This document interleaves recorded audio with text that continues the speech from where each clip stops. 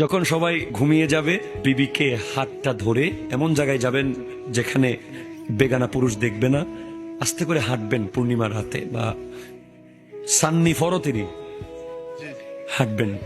তার অনেক ভালো লাগবে। তার মনের অনেক কথা আছে যেগুলো সে ঘরে বলতে পারে না, অনেক সময় বলতে পারে না।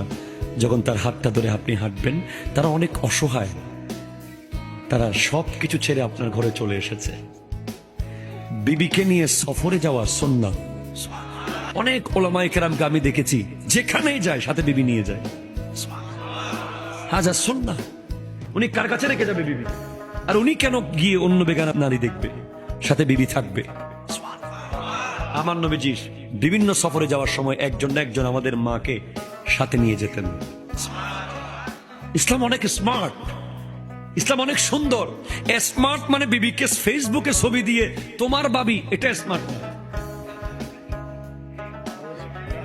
নাউজুবিল্লাহ, জোরে বলেন না। ফেসবুকে বিবির ছবি দিয়ে তোমাদের ভাবি সাহেবা, আমি আর সে, এগুলোই সুন্নাহ না।